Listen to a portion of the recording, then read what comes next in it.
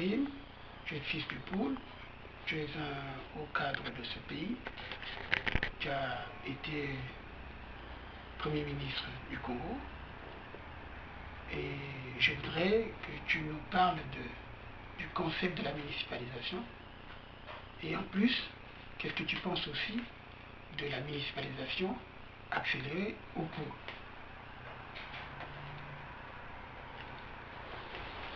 Le phénomène de la municipalisation, le terme municipalisation évoque plutôt une cité, une grande ville. Ça évoque plutôt la construction d'un grand ensemble municipal. Donc c'est un programme de construction des villes. Bon, au Congo, on a parlé de municipalisation accélérée, et c'est un programme qui s'applique pratiquement à un département. Donc la municipalisation au Congo, c'est un programme de développement d'un département. Or, dans un département, il y a plusieurs villes. Je crois qu'il y a là, on assiste à une confusion. À une confusion. Par exemple, la municipalisation du Poul, qu'est-ce que ça signifie? Est-ce que c'est le département? Est-ce que le programme s'applique au département dans son ensemble ou à quelques grandes villes de ce département? Donc il faut bien s'interroger. Mais quand on voit le contenu qu'on a donné à ce programme dans le Poul, d'ailleurs comme dans la Likwala, comme demain en 2013 dans les plateaux, ça s'appliquera à des villes. On va construire des bâtiments dans des villes, à commencer par des bâtiments d'ordre administratif, la maison du préfet, la maison de la garde présidentielle, la maison de tout ce qui est tout autour immédiatement du pouvoir. Donc, c'est mal dénommé. C'est mal dénommé ce terme. Moi, je pense que lorsqu'on veut faire un travail pour faire développer un département, on doit voir tous les aspects de ce département. Les aspects économiques, les aspects scolaires. Est-ce que dans cette fameuse municipalisation, je répète, le terme est tout à fait mal placé, les écoles, est-ce que c'est prévu?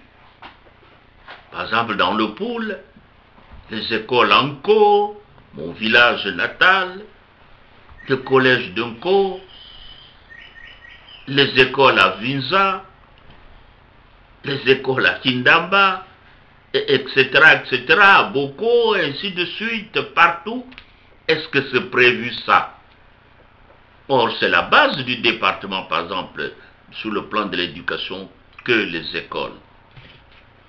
Il faut que le problème de la départementalisation du Poul passe par le problème aussi scolaire, que partout les écoles soient rénovées pour que la jeunesse du Poul ait des conditions d'éducation, des conditions valables d'éducation.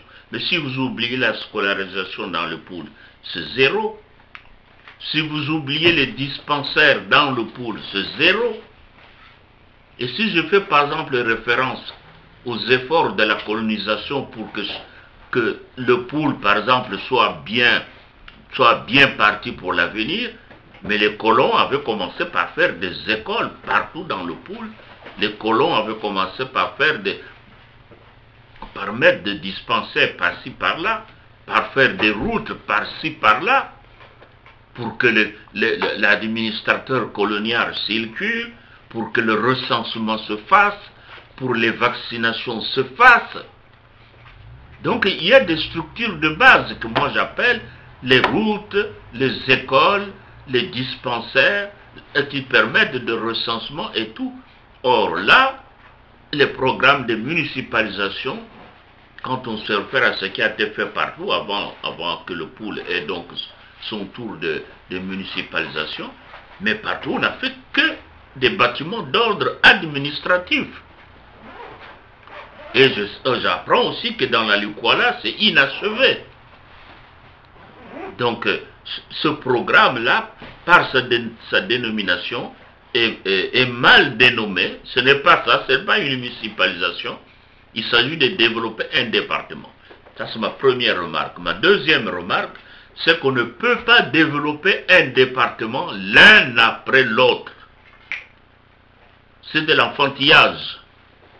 Dans un pays, on ne peut pas développer un département l'un après l'autre. C'est toujours en liaison avec les autres départements voisins. Vous ne pouvez pas mettre une... ce que j'ai dit, moi aussi.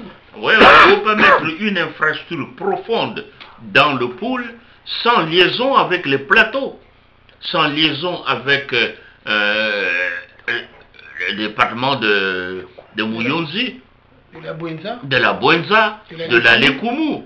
C'est pas possible. Si des plateaux, si la Lekumu est en retard et que vous faites de grands progrès dans le pôle, mais ça ne va pas. Le perfectionnement de ce qui sera défini pour le pôle n'aura de grande valeur que si c'est en liaison avec les plateaux, avec la Lekumu, avec la Bwenza. Et au-delà de la Lekumu, et au-delà de la Bwenza, avec Pointe-Noire. Et au-delà des plateaux, avec la cuvette ouest, avec la cuvette centrale.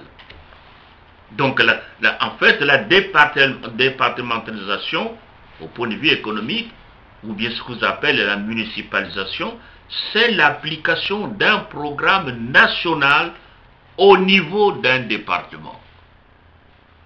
Au niveau d'un département. Il faut que vous ayez déjà un grand programme national et on l'applique par département par département. Par exemple, la route du Nord, la nationale 2, vous ne pouvez pas la penser seulement à Oyo si vous ne la pensez pas par rapport aux poules et aux plateaux en même temps. En même temps. La nationale 2, vous ne pouvez pas aller la commencer à Owando, faire un programme de cette route à Owando, si vous oubliez le plateau, si vous oubliez le pôle. Ça se tient, les deux, ça se tient de Brazzaville jusque dans sa partie nord. Donc voilà, il faut, pour moi, la départementalisation ou la municipalisation, un terme qui est tout à fait faux, c'est l'application d'un grand programme national. Bon, pour me limiter au pôle, puisqu'ils veulent se limiter au pôle, mais je dis que le pôle n'a pas besoin d'un programme de municipalisation. Le pôle est une région qui a été détruite par les guerres civiles. Le pôle est une région qui a été détruite par un programme mûri par les guerriers de 93, 94, 95, 97. Donc le pôle a été détruit plus que n'importe quel département au Congo, plus que n'importe quelle partie du Congo. Le pôle a subi une catastrophe nationale. C'est un programme national qu'il faut, un programme national spécial qu'il faut pour le redressement du pôle. Un programme de réparation de tous les dégâts qui ont été causés au pôle de façon spécifique. Mais si vous amenez ce qu'ils appellent le programme de la municipalisation au pôle, comme le même programme s'appliquera au plateau, comme il s'appliquera à la Sangha, mais c'est une aberration. C'est oublier que le pôle a été détruit par 3 guerres et des guerres faites pour détruire aussi le pôle. Ça, j'insiste. Donc vous convenez avec moi qu'il y a eu violation massive des droits de l'homme au pôle et que dans ce contexte, on ne peut pas parler d'une municipalisation accélérée. Non, il y a eu une réparation. Il y a eu plus qu'un programme de destruction des droits de l'homme. Il y a eu un programme de destruction d'une partie de la nation, d'une partie territoriale de la nation. Le pôle a subi un programme de destruction. Tout a été détruit au pôle. tout. L'âme nationale du pôle a été détruite. Ceux qui sont venus avec des guerres ont détruit l'âme nationale. Ils nous ont amené au pôle de Rwandais, de quoi, de tous ces gens-là qui ont envahi le pôle. Une chose que les autres pays n'ont pas connue. D'autres départements. D'autres départements, je veux dire, n'ont pas connu, d'autres parties du Congo n'ont pas connu. Être envahi par des Rwandais génocidaires, être envahi par des étrangers comme les Angolais, être envahi par des Tchadiens qui se sont comportés comme je ne sais pas dans ce pays. Donc il y a ce programme de redressement de pôle. Ce n'est pas une petite route à 2 ou 3 voies qui va réparer la situation. Il faut un programme national de redressement de pôle. Un programme qui passe par un débat à l'Assemblée. Même si cette Assemblée ne vaut rien, mais un débat public. Et c'est pour ça que moi je demande une conférence nationale au cours de laquelle sera défini aussi le programme de redressement du pôle. Le programme de réparation des torts spécifiquement faits au pôle. Mais ce n'est pas par la réfection du toit de la préfecture de Tinkala que vous allez changer la construction du palais présidentiel. La construction du palais présidentiel, où ça souviendra passer de beaux week-ends. Ce n'est pas ça. Le pôle a été détruit par des opérations ou des programmes venus de l'extérieur. Nous avons connu l'invasion extérieure au pôle. Quand je dis nous, moi, parce que je fais partie du pôle, mais le Congo a connu une partie de son pays envahi par l'étranger, détruit par l'étranger. Il faut un programme de réparation et non pas de municipalisation. Oui, merci donc pour cet éclairage, parce que effectivement lorsque j'ai évoqué cette situation, peut-être j'avais été incompris, mais je me suis dit il fallait que je pose la question au doyen, maître Odilino Masengo, qui a une grande expérience, qui est un homme d'État, qui a été aux affaires, et qui continue justement de réfléchir sur les questions du pays. Et je me réjouis que l'on soit sur la même longueur d'onde. En tout cas, je te remercie. S'il y a peut-être un autre point que tu peux évoquer, qui te vient à l'esprit pour le développement du pays, tu peux toujours t'exprimer. Forum, la radio des droits de l'homme et la télévision des droits de l'homme est à ta disposition pour faire passer le message, car notre mission, c'est d'éduquer, de faire la promotion des idées de valeur, des idées qui doivent faire avancer l'état de droit au Congo. Parce qu'aujourd'hui, il faut se dire que les antivaleurs ont miné le développement du Congo. Et c'est déplorable. Alors je voudrais que vous adressiez à nos auditeurs qui vous suivent. Et là, nous allons passer, dirais-je, un moment ensemble pour discuter. Et je te redonne le micro pour que tu t'exprimes. Mais merci bien. Mais moi, je reviens sur le problème de la destruction de l'âme nationale congolaise. Je reviens là-dessus. Regardez, le parti UPADES et le parti MCDDI ont eu un programme de destruction de l'âme de la nation. Nous avons vécu de moments où aucun originaire du pôle ne pouvait résider dans les départements des pays du Niari. Il ne faut pas oublier ça. Il faut se rappeler qu'à un moment donné, aucun originaire du pôle ne pouvait être en vie sur le territoire de département du Niari et vice-versa. Il ne faut pas oublier ça.